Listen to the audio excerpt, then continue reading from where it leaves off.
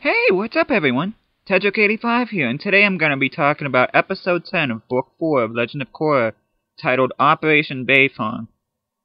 And from judging from the title of the episode, I kind of figured this was going to be a good episode, but once I actually watched it, I was like, wow, this really was a very good episode. It's very high emotions and everything, and there's a lot of good action in it too, and yeah, and it goes without saying, though, this is about the Beifong family, and we get to see all three generations of them, from Toph to Lin to Opal and that. And for this vlog, I'm just gonna tackle this thing head on and get to the main issue, which is the Beifong family. Now, when anyone that's watched the preview episode for this preview clip for this episode saw how Lin, Bolin, and Opal were flying on a sky bison to Zaofu. Which I should say right off the bat that I was rather intrigued because I saw on the Avatar Wiki forums that the sky bison was sick. And I went to check it out, and lo and behold, it was. And I thought, oh wow, that was pretty cool. That was a good catch on whoever first spotted it. So, and the funny thing is that the sky bison's name is Juicy, which, yeah, it's pretty juicy, alright. And while I was watching this poor thing, you can tell they were sick. I'm like, geez, get that thing a climax or something. But anyway, I'm kind of straying away from the big thing right now, and that is with the Beifong family. And Lin, Opal, and Bolin look at Zaofu and that, waiting to see if anything's going to happen, and then a voice comes out and says, "Don't bother, all the prisoners have been moved," and here we get to see Toph. And you see Lin looking in rather astonishment, and she's like, "Hey, Chief," which Toph replies quickly, "Hey, Chief." It's very short, but it's very succinct and to the point in that, and just that little exchange right there not only gets to the point, but it goes to show the tensions between this family and that, and you can definitely tell where Lin and Toph had some issues to resolve in that, and that's pretty much the main focus of this episode, how Lin and Toph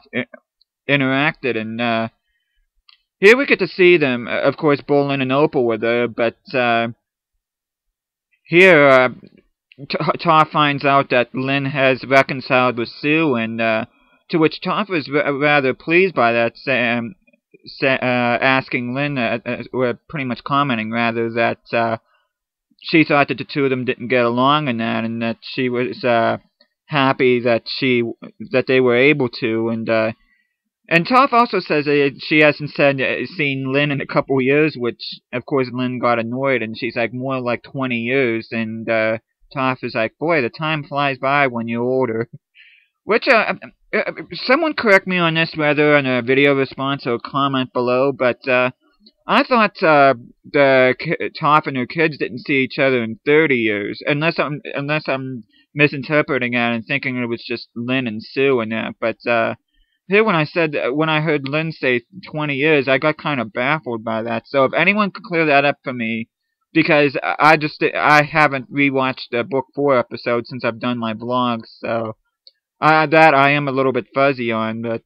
or should I say the Book 3, because Lin first saw Sue in Book 3, which is the Metal Clan episode. So but yeah, and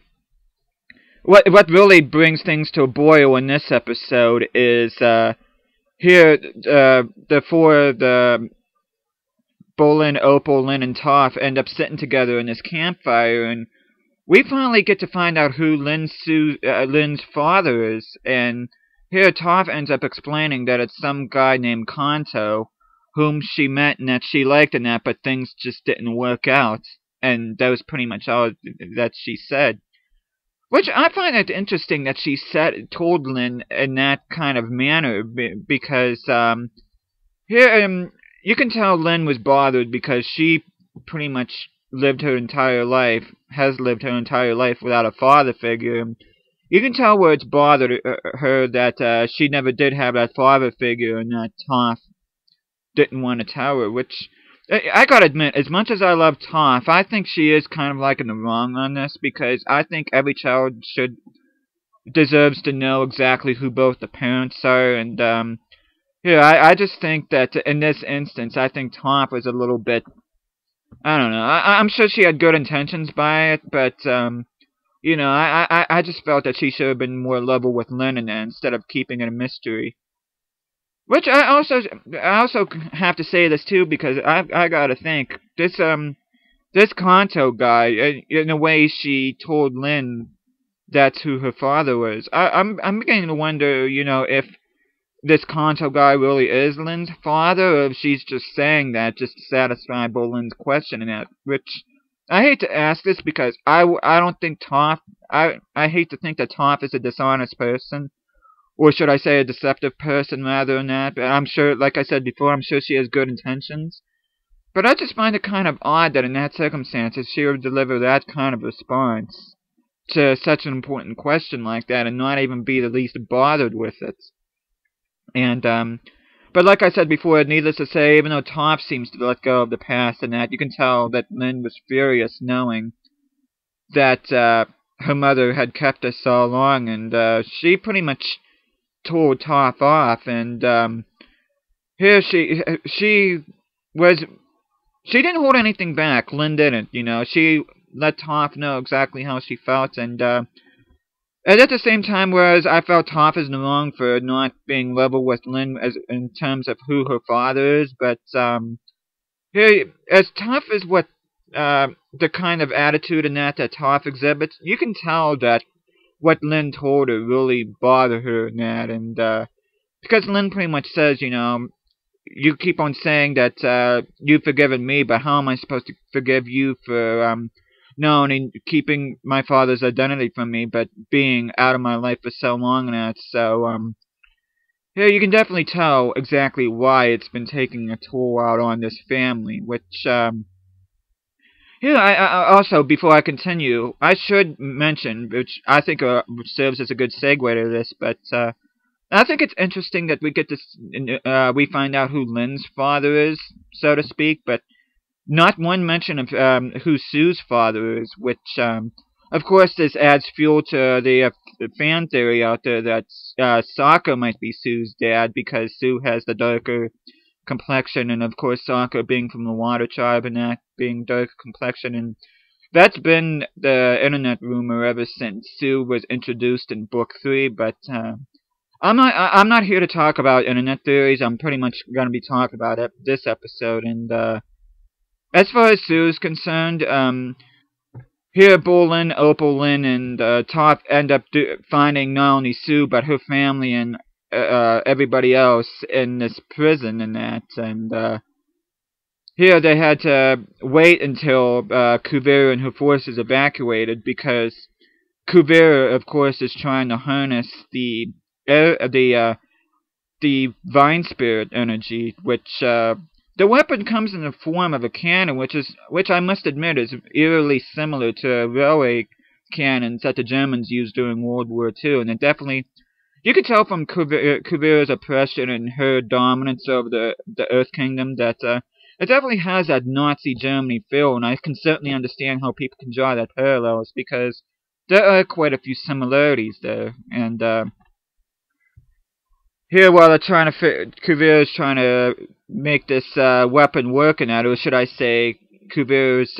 assistants, Batur Jr. and Julie, trying to make this work. Here, Toph and everybody else does break Sue out of the prison in that, and here, the last person they saved was Batur Jr., which, come to find out, not only is he not a bender, but he also seems to be afraid of heights, which, he goes, no, I'd rather stay here, and then it's like, you know, I hate to do this, but here she ends up grabbing the metal cables and that and wrapping them around her legs, and she's pretty much like, you know, I don't care what you say, you're getting out of here. And I thought that was pretty funny, and of course, Lin is there to catch him in that, but needless to say, when they were trying to get Batur's senior out, that captures the attention of Kuvira's forces. Which, like I said a minute ago, that here they're trying to get this machine to work, but it always seems like one tiny thing was going wrong with the machine, which, the first thing which Bateau Jr. caught was like this gear-shaped thing on like a sprocket, which had cracks in it. And then they tried testing it again outside, which Kuvira wanted to test on a nearby town. And the second attempt didn't work either because of some metal pin that was not in there. And Bateau Jr. told Kuvira that he swore that he put it in there and had it locked in place. But here come to find out that Jolie was the one who was actually trying to sabotage this machine the entire time.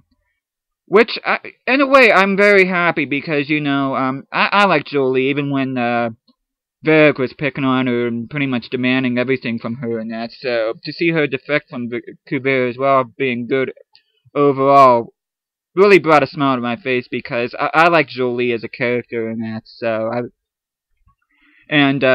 as a punishment, Kuvira ends up sending Jolie to this town in order for this cannon to be tested on, this ultimate Vine Spirit weapon and that. And here, what ends up happening is that just as they were about ready to fire, that's when Lin and Bolin and Sue and all of them decide to come out with this battle and that, which I have to say that the fight sequence here, in particular the fight scene between Kuvira and Sue, that one really struck a chord with me because you definitely get a feel. I'm not trying to draw comparisons here, but you can definitely tell just by watching Sue versus Kuvira. You're kind of like watching like an Obi-Wan Kenobi versus Darth Vader,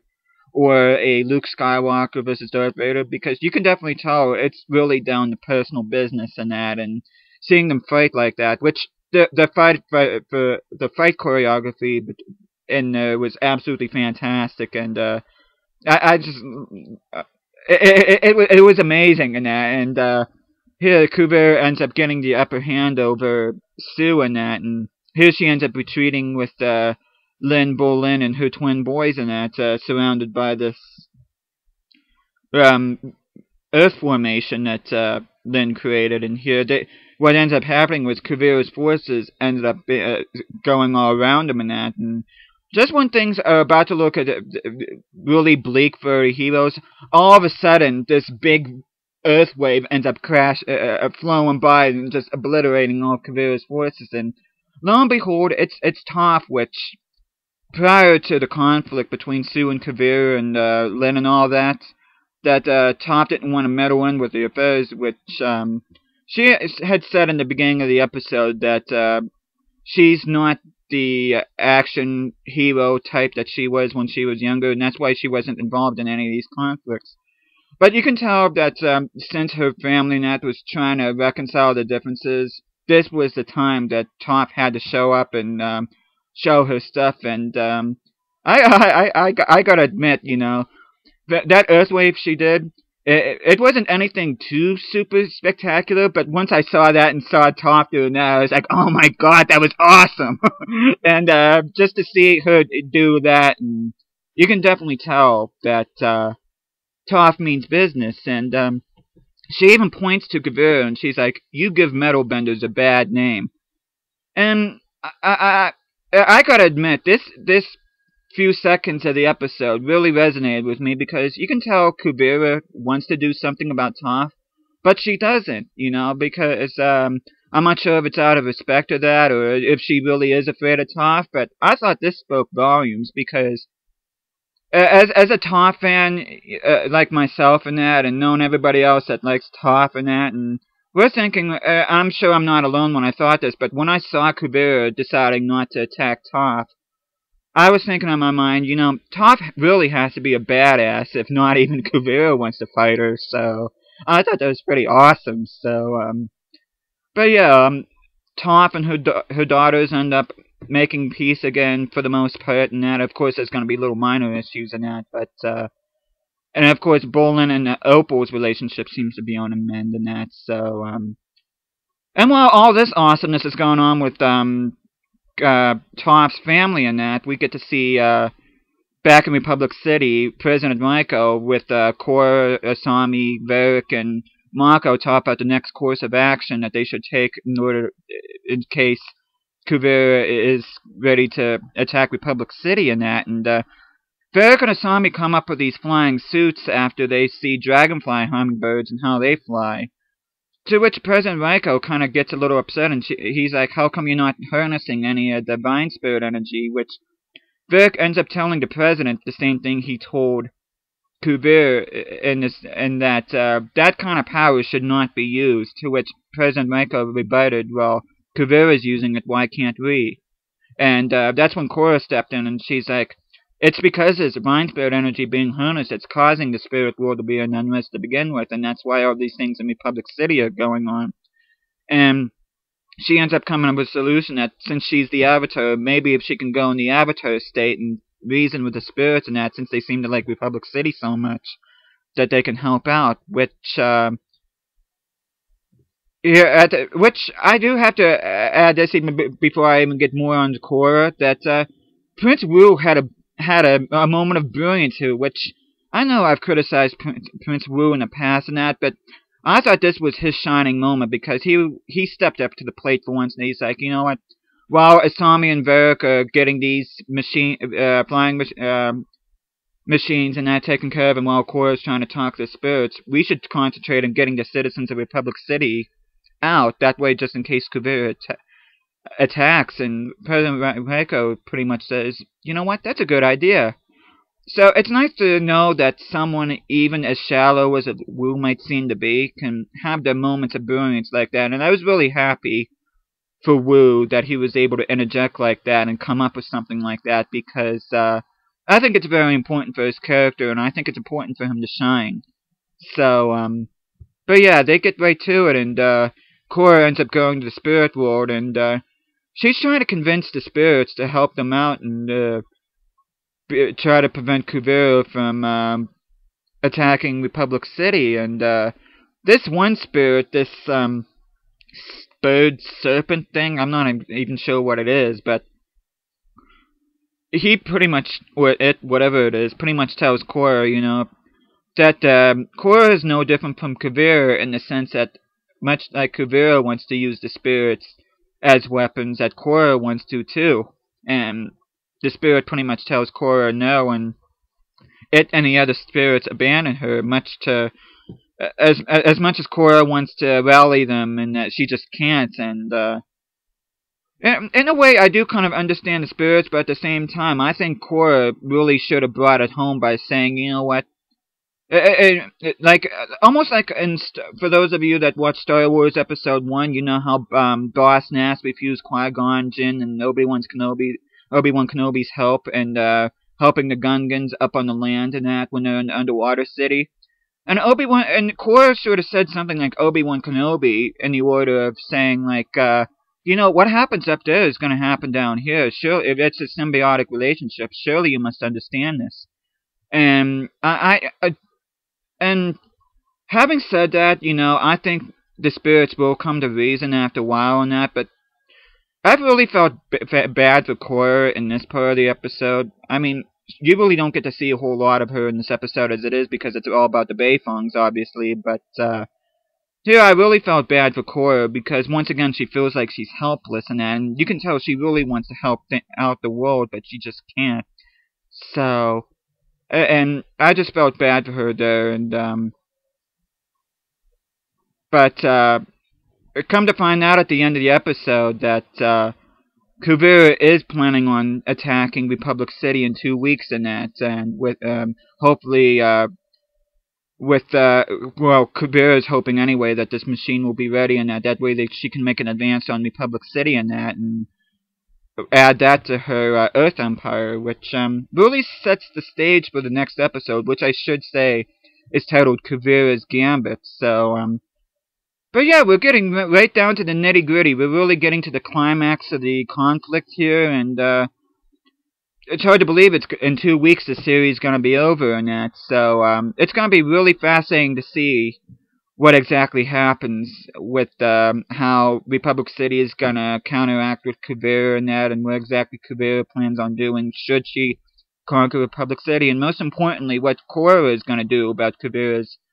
advances, because she's got some things to sort out too, some personal issues and that. So, but yeah, I'm definitely excited to see what happens next, and